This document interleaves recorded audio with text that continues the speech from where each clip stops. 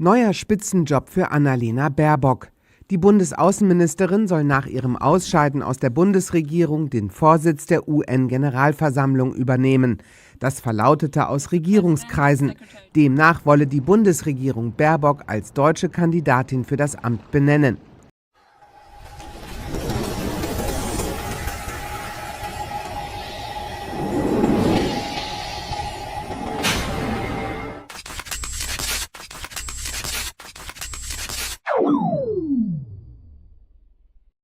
Hey Leute, setzt euch hin, lehnt euch zurück, das wird jetzt wild. Annalena Baerbock soll Präsidentin der UN-Generalversammlung werden. Ja, ihr habt richtig gehört.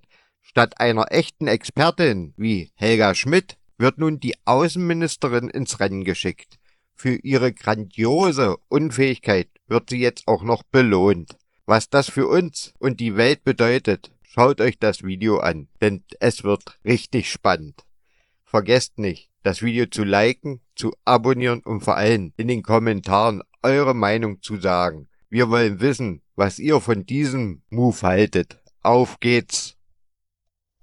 Und wir gehen nach Berlin zu Demian von Osten ins ARD Hauptstadtstudio. Demian, was ist das für eine Aufgabe, für die Annalena Baerbock jetzt nominiert wurde?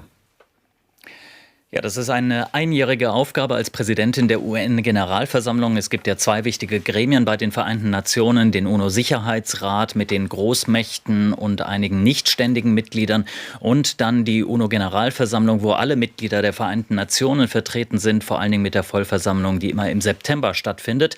Und diese Generalversammlung hat einen Präsidenten oder eine Präsidentin. Derzeit ist das ein früherer Premierminister aus Kamerun. Die werden jeweils für ein Jahr gewählt. Und für die neue Periode, die dann von 2025 im September bis 2026 dauert, ist sozusagen Deutschland an der Reihe, denn das geht nach Weltregionen immer turnusmäßig in eine andere Region. Die westeuropäische Staatengruppe ist an der Reihe und da hatte man sich schon darauf geeinigt, dass Deutschland diesen Posten bekleiden darf, also Präsidentin der UNO-Generalversammlung. Das heißt, sie wird, wenn das alles so bestätigt wird, sie wird die Vollversammlung im September eröffnen. Eigentlich war eine andere deutsche Diplomatin vorgesehen, die Diplomatin Helga Schmidt, die lange Zeit die Organisation für Sicherheit und Zusammenarbeit in Europa, OSZE, geleitet hatte. Die muss jetzt aber offenbar von diesen Ambitionen zurücktreten, weil Annalena Baerbock, so wird das gerade im Umlaufbeschluss im Bundeskabinett beschlossen, für diesen Posten nominiert werden soll und dann muss sie noch gewählt werden. Was unweigerlich zu der Frage führt, wie überraschend kommt diese Personalie? Ich würde sagen, es war immer schon gemunkelt worden in den vergangenen Monaten, dass Annalena Baerbock große Ambitionen auf der internationalen Bühne hat. Sie war ja sehr engagiert bei internationalen Konferenzen, ob das jetzt die Weltklimakonferenz war oder bei den Vereinten Nationen im September, hat sich auf diesem internationalen Parkett immer sehr viel bewegt und auch viele Kontakte geknüpft, die ja wichtig sind für so eine Aufgabe. Das heißt, das war schon eine Möglichkeit, aber bis zuletzt hat sie dazu nichts gesagt, hat ja auch noch gesagt, sie wolle eigentlich jetzt erstmal ein bisschen kürzer treten. Deswegen eine gewisse Überraschung, dass sie jetzt diesen Job kriegt und dafür eben auch eine lang gediente deutsche Diplomatin von diesen Ambitionen zurücktreten muss, ist eine gewisse Überraschung schon dabei. Demian, du hast es ja eben schon kurz angesprochen. Wie sind denn jetzt die Chancen, dass die bisherige Außenministerin Baerbock nach New York gehen wird? Also was man aus Regierungskreisen hört, ist dieser Umlaufbeschluss gerade im Gange. Das heißt, das Bundeskabinett muss dem zustimmen. Wenn das dann morgen erfolgt ist, dann steht noch eine Wahl an im Juni in New York. Und dann ist das eigentlich entschieden. An diese Wahl gilt allerdings auch als Formsache. Also wir können eigentlich schon Stand jetzt davon ausgehen, dass das so kommen wird. Annalena Baerbock hatte ja die vergangenen Jahre kürzlich als Jahre auf Highspeed bezeichnet. Du hast ja auch gerade gesagt, sie wollte eigentlich ein bisschen kürzer treten. Wie verträgt sich das jetzt miteinander? Ja, das muss man Sie am ehesten fragen, ob sie wirklich kürzer treten wollte oder nicht, oder ob das erstmal das Argument war, um zu signalisieren, also sie kommt jetzt nicht in Frage für den Fraktionsvorsitz bei den Grünen beispielsweise oder eine andere engagierte Rolle jetzt in der politischen Opposition im Deutschen Bundestag. Jetzt ist klar, diesen Weg wird sie nicht gehen. Sie wird auch ihr Bundestagsmandat dann aufgeben, nicht sofort, aber dann zu Beginn ihrer neuen Tätigkeit. Und es ist jetzt eine klare Richtungsentscheidung erstmal. Sie strebt im Moment eine internationale Karriere an.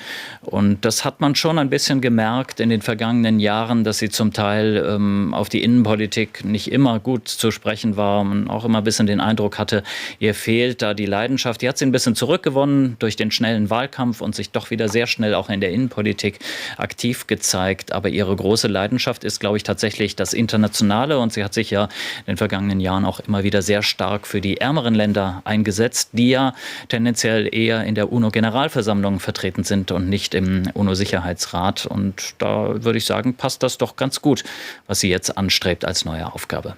Informationen und Hintergründe von Demian von Osten. Ganz herzlichen Dank nach Berlin. Gerne. Ganz ehrlich, das ist schon ein starkes Stück. Das Auswärtige Amt, das ja unter ihrer Leitung steht, macht den Vorschlag für den Vorsitz der UN-Generalversammlung.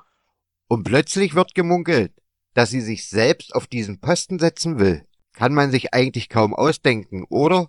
Wenn es schon nicht mit der Karriere als Trampolinspringerin geklappt hat, dann springt man halt selbst auf den höchsten Posten. Einfach mal selbst die Chance ergreifen, auch wenn sie nicht wirklich dafür qualifiziert ist. Hier sind 3 Fakten, die klar gegen sie sprechen. Mangel an Erfahrung. Baerbock hat keine langjährige Erfahrung in der internationalen Diplomatie, was für einen solchen Posten absolut notwendig wäre. Unfähigkeit und fatale Fehler. Als Außenministerin hat sie nicht nur wenig erreicht, sondern auch einen Fehler begangen, der fast zu einem internationalen Konflikt geführt hätte. Sie hat einem Land quasi den Krieg erklärt, was zeigt, dass sie in dieser Rolle völlig überfordert ist und kein Gefühl für diplomatische Feinheiten hat. Widerstand innerhalb Deutschlands. Es gibt einige Stimmen, die von ihrer fehlenden Führungskompetenz sprechen, gerade wenn es darum geht, auf internationaler Ebene entscheidende Akzente zu setzen. Also, sorry, aber dieser Move von ihr wirkt wirklich wie ein schlecht inszenierter Witz. Es wird spannend, wie sich das entwickelt. Danke fürs Zuschauen. Bis zum nächsten Mal, Leute. Und der Steuerinnenzahler. SteuerzahlerInnen. Und der Steuerinnenzahler. Deutschland hat pro Kopf Emissionen von 9 Gigatonnen pro Einwohner. Bangladesch, das ist 10-mal mehr als Bangladesch zum Beispiel hat. Über die Osterferien hätte man die ganzen Maßnahmen wie Desinfektionsmittel in jeden Klassenraum. Toiletten sind nicht erst seit gestern marode in Schulen angehen können. Man vergisst das so schnell, vor einem halben Jahr Thüringen, da standen wir kurz davor, dass ein Nazi, dass jemand, der nicht auf dem Boden des Grundgesetzes steht, in einem unserer Bundesländer zum Ministerpräsidenten gewählt wird. Dieser Moment hat mich erschüttert. Ich glaube, der hat wahnsinnig viele Menschen in diesem Land erschüttert. Selbst wenn du das jetzt nicht angesprochen hast, so Frage wie Rohstoffe, Kobold, wo kommt das eigentlich her? Wie kann das eigentlich recycelt werden? Wenn wir nur auf die Grundschauen schulen bis zu den Sommerferien, das Land hält zusammen. Wie kann man nicht emotional sein? Emotional. Weil wir konnten es nicht voraussehen. Wir wussten auch nicht, wie das ist, in einen Lockdown reinzugehen und vor allen Dingen sicher wieder rauszukommen.